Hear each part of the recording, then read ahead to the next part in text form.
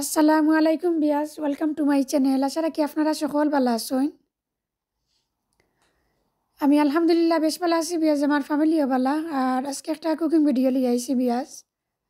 আজকে কিছু লাই শাক তুলছি আমার গার্ডেন তনে, আর ছোটো মাছ দিয়ে একটা কারি রান্নবো বিয়াস। ভাবলাম আপনার লগে তোরা শেয়ার করিলাই, আপনারা হয়তো ভালো পাইতে পারেন। তো ফার্স্টে দেখো বিয়াস, আপনারা আমি দেখাইলাম কিছু করিয়ান্ডার লিপ আনছি আমি গার্ডেন তনে আনিয়া খাটিয়ে একটা বউলের মাঝে রাখছি। আর লাইফাতেও বিয়াস আমি খাটিয়া বালা করিয়া ওয়াশ করে লিছি। আর পেস্ট পেঁয়াজ আর রসুন পরিমাণ মতো, অয়েল দেওয়া পেঁয়াজ, আর সাথে কিছু চিলি পাউডার পরিমাণ মতো, coriander powder, turmeric powder and salt. তো যেটা যেটা লাগে কি পেঁয়াজ মাছের কারির মাঝে আমি অল্প অল্প কলতা মশলা দিয়ে আর আমি একটা মশলা রেডি করে লিছি আমার লাই পাতার লাগি। এখন আমার মশলাটা রেডি হয়ে গেছে। দেখো আমি আমার লাই পাতাকে চিন্তরে দিলাইরাম। আর লাই পাতা যে সময় একটু খসি আইব, তে শেষে পেঁয়াজ আমি আমার মাছ কিছু নাট করে লিমু। আর ফ্রেশ লাইফ পাতা পেঁয়াজ গার্ডেন থেকে তো তুলে আনছি আমি, যে সময় লাড়াম আর দইরাম যে গুড একটা স্মেল করছে।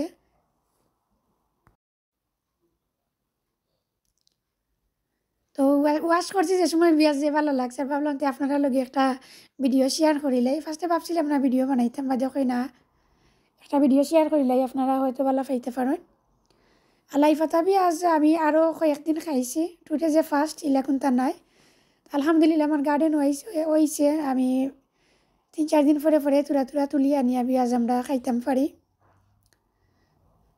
তো দেখো পেঁয়াজ আমার লাই পাতা যে চিন খসি গেছে। এখন আমি আমার মাছটা আর্ড করে নিলাম। আর লাই পাতা তো আপনারা জানেন ফ্রেশ পাতা, আর ছোটো মাছের কারি রাঁধতে বেশি সময় যায় না, খুব কুইক হয়ে গেছে আমার কারিটা।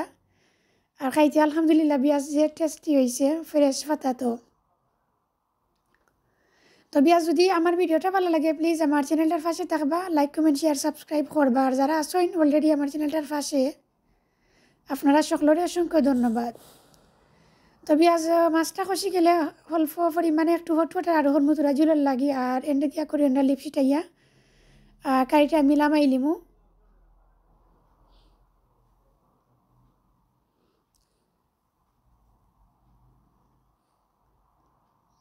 দেখো পেঁয়াজ আমি একটু জুল আড করে লিছি, আর বেশি জুল দিছি না পেঁয়াজ, বেশি জুল দিলে তো আবার মজা লাগতো না কারিটা।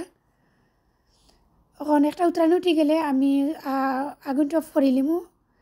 আর ওখান থেকে বিদায় নিই রাঙ্গি পেঁয়াজ। আল্লাহ হাফিজ, আসসালামু আলাইকুম, থ্যাংক ইউ ফর ওয়াচিং।